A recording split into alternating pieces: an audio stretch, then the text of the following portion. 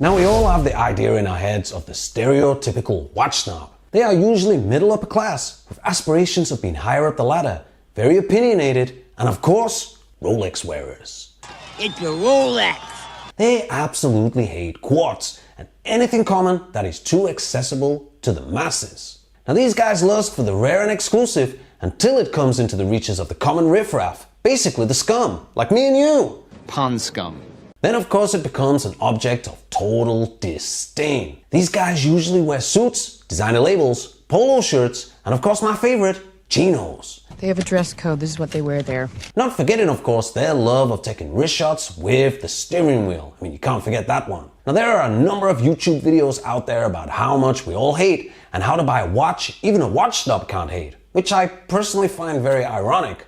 Why are we supposed to buy watches based on a snob's opinion? Makes no sense. But this view of the watch snob is getting a little bit old, and in my opinion, needs a much needed refresh. Super fresh, super nice, HB goodness. Now occasionally I do see a bit of a push by the watch community to reclaim the word as meaning something gentler, something softer for 2023. I'm a mechanical watch snob, so I don't have any quartz in my collection. That's not snobbery in my opinion at all. It's just a personal preference for mechanicals, and that is totally fine. There is no law dictating we all need to like quartz. You don't have to have a G-Shock in your collection just to prove you're not a snob. Snobbery to me, at its core, is people casting judgment on others based on their watch choices. If you actually Google snob, there is much talk about it being related to money and social status. A person with an exaggerated respect for high social position or wealth who seeks to associate with social superiors and dislikes people or activities regarded as lower class. But I think we need to be using the alternative definition. A person who believes that their tastes in a particular area are superior to those of other people. Now you may be looking at me like, why the hell does this even matter? Makes no sense. It matters because this new definition allows us to include a new hybrid breed of watch snobs that nobody ever seems to call out. Never happens. Yeah, they're hybrid. This new kind of snob comes from the other end of the watch affordability spectrum. Completely the opposite. Now these guys, they focus almost exclusively on affordable watches and find even the thought of spending anything more than 2 or 3 figures on a watch completely ridiculous. They have a deep love of Casios, eBay bargains, and my personal favorite, AliExpress. And of course, they have a complete dislike of influencer-hyped luxury labels. Now so far, all of this is totally fine, as it's all down to just preference. What's not cool is when these opinions turn into judgments on the choices of others. Now let's clear something up before we go any further. Opinion is completely different to judgment. If you, for example, posted a pic of a watch on a watch forum and asked for opinions, expect to get a wide range of them and expect many of them not to match your own. It simply just works like that. Can't win them all. Judgment is when someone is criticizing the buyer rather than the watch in question. I don't like quartz watches. I think mechanicals are superior. People who buy quartz watches are only doing it because they can't afford anything else, and they simply don't know any better. Personally, I would never spend that much on a luxury watch. People that spend that kind of money on luxury watches are complete morons. I wouldn't buy moon swatch personally because I think they're a bit poorly built. People that buy moon swatches are cheap and they simply just cannot afford a real Omega Speedmaster, like myself. Don't get me wrong, we can all be a bit judgy, and I bet there's some of you watching this right now thinking, hey, HB man, you totally bitch off all the time about people buying San Martins and Paginis, etc, etc. Now this is totally true, but my reasons are solely because of the cashing copying of quality brands and a total disrespect of copyright, which actually leads me to mention that 90% of this video that you're watching right now was written by the awesome Kaysia over at Watchcrunch.com.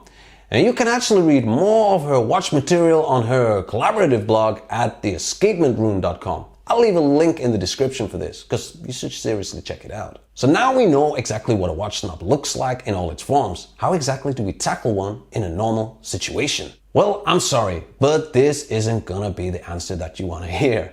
you'll probably want me to give you a killer super fresh retort that you can throw back at them, making you the winner of the internet that day. Afraid not, doesn't work like that. The sad answer is, you're just gonna have to simply ignore them. I know, I get it. How boring is that? But unfortunately, it's true. Now, if it's a forum interaction, which, let's face it, it absolutely is, since who the hell is going to be talking watches to you in a real life situation? I mean, it's not like some random is going to be pulling you up on the street and like, hey man, I like what's on your wrist. Like, let's talk about it. Let's have a full-on discussion. Screw your train. I know you're in a rush, but let's talk about the watch. It does not work like that. The best way that you can deal with it is just by not feeding the troll. And it's simply the best way to go.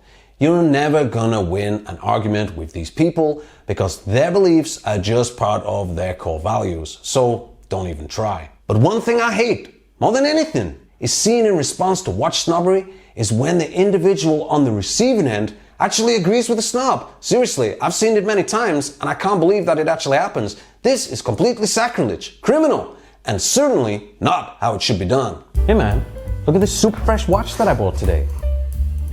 Jesus, what the hell were you thinking? Man, that saleswoman must have been seriously hot to convince you to buy that. I hope you got a hell of a lot better watches at home than this. Yeah man, I just bought it for a joke, man. I know it's shit. I have much better watches at home. I just bought this for a laugh, you know, that's all it was for. Oh, so I just bought this Hamilton quartz chrono. Man, I've been after one of these for a while, you know. I really like it because for me it ticks a lot of boxes because I don't have to wind it every day, etc. No.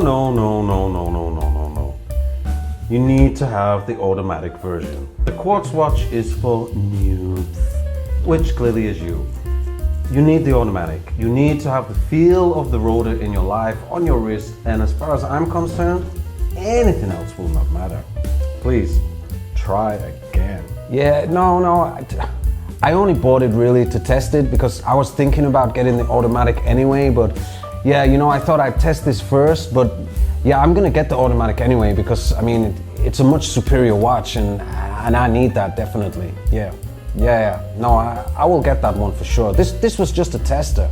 Now this shit totally drives me nuts. Don't be that other guy. Stick to your personal choices and of course, keep it fresh. And most importantly, don't feel you have to buy a watch not even a watch snob can hate.